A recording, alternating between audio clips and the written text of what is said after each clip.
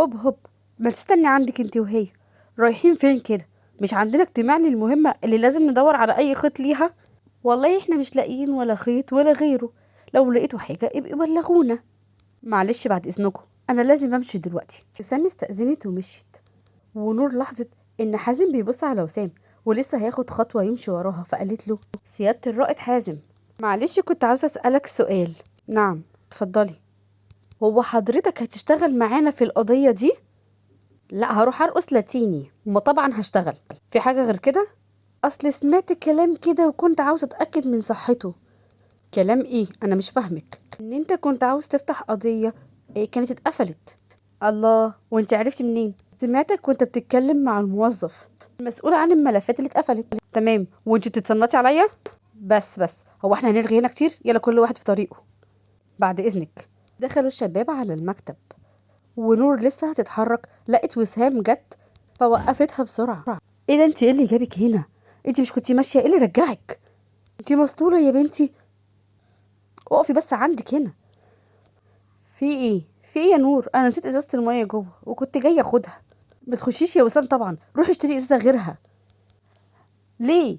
في ايه بس؟ انا مش فاهماكي. قطعهم بصوت جامدة خارجة من المكتب للثلاث شباب. تعالوا نرجع فلاش باك كده لورا. بعد استراحة الغدا كانوا قاعدين لوحديهم في المكتب. بقولك ايه، هما الشباب لسه ما رجعوش، اتأخروا قوي، بطء بجد.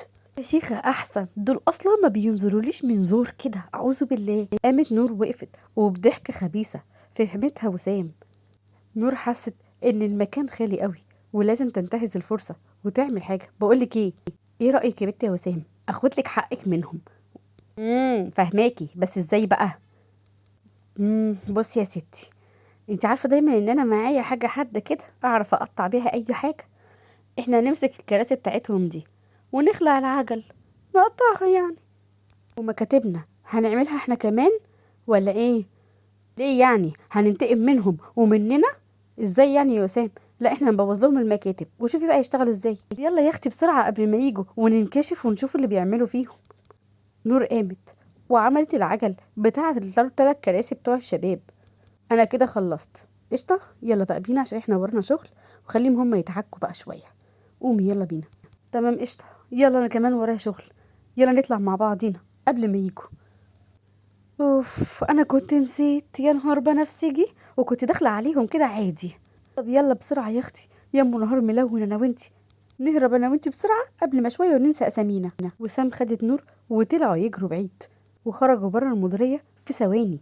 اما جوه الاوضه كانوا الثلاث شباب قايمين من على الارض بينفضوا من هدومهم، والكراسي اتكسرت وكل واحد بيبص على التاني.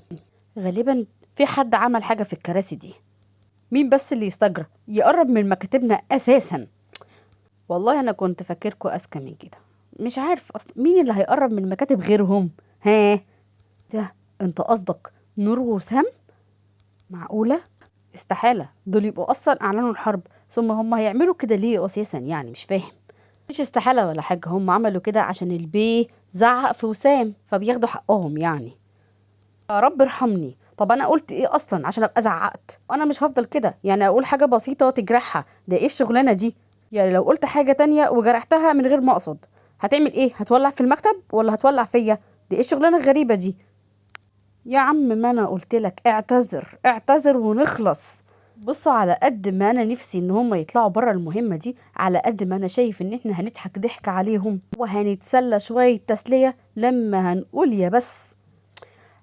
والله حاجة تضحك. واحنا من امتى يا عم ادهم بنضحك؟ ايه ده؟ لا اله الا الله، بنضحك في الشغل؟ يا بابا هو انت هتفضل غبي كده كتير؟ ما تفهمه يا عم زين، فهمه ده عشان اتضايقت خلاص.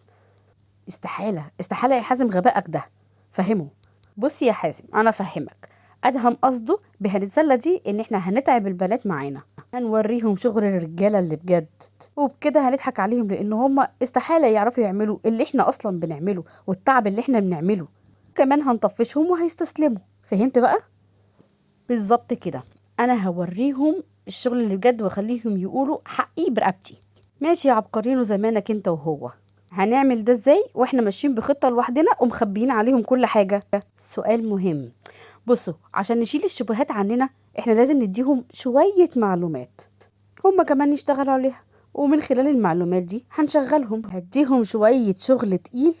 هو انا مش فاهم حاجة، يعني انت كده هتشغلهم معانا ولا ايه حكايتك يا عم؟ لا لا لا لا لا كده كتير، انا عندي مرارة واحدة وشايلها كمان، حرام ارحمني. وانا على فكرة بدأت اتعصب، حد يفهمني طيب. يا ابني افهم، ادهم قصده هنديهم معلومات غلط. ايوه كده فهمت، طيب خلاص. المهم انت جبت الملف بتاع القضية اللي اتقفلت ولا لسه؟ لسه والله، الواد بتاع الملفات ده غبي قوي بجد يعني. هو برضو اللي غبي؟ يعني انا اعمل ايه يعني مش فاهم قصدك ايه. ونرجع فلاش باك لورا شوية، لما حازم قابل وسام وخبط فيها في طرقة الملفات. ايه، انا برضو اللي حاسب؟ انتي اللي ماشية بسرعة ومش شايفة قدامك وخبطتي فيا، وكمان انتي جاي من هنا منين؟ مش الأوضة برا؟ انا كنت في الحمام، هكون فين يعني؟ وكمان حضرتك المكتب ورا، ماشي هنا ليه؟ ها، انا كمان كنت رايح الحمام، عندك مشكلة؟ وسعي كده. اه، انا ازاي ما فكرتش في ده؟ لما كنت رايحة اجيب الملف كانت وسام راجعة من نفس الأوضة من نفس الطريق وخبطت فيها. اه، انت قصدك تقول ان وسام ممكن تكون سبقتك ودخلت واخدت الملف، وان الملف دلوقتي مع وسام؟ ده مش ممكن يا ادهم، ده اكيد يا ادهم، اكيد انا متأكد. طب ايه بس اللي مخليك متأكد كده؟ ممكن تكون غلطان. لا لا لا لا، علشان انا شفتها واقفه مع الراجل بتاع الملفات بعدها وبتتكلم معاه، الراجل ده اللي قال لي اديني فرصه لغايه بالليل وهجيب لك الملف. انا مش فاهم حاجه. طب ما الراجل ده كان قالك ان وسام هي اللي اخدت الملف، طالما هي اللي اخدته هيسكت ليه يعني؟ لا ده مش حازم بس اللي غبي على كده، لا مش هو لوحده. صح صح يا سيدي، احنا كلنا خارجين من مستشفى المجانين يا عم حازم. حلو كده، المهم دلوقتي نفكر، سيبك بقى من غبي ومش غبي. اتفضل بقى يا عبقرينو، فكر كده وقول لي هنجيب الملف ازاي من وسام دلوقتي، عشان هي مش راضيه تديه الراجل. طب الاول بس في واحد سقط مننا في نص الطريق، ففهمه علشان خاطر نعرف نفكر مع بعضينا ونجيب حل. تمام كده؟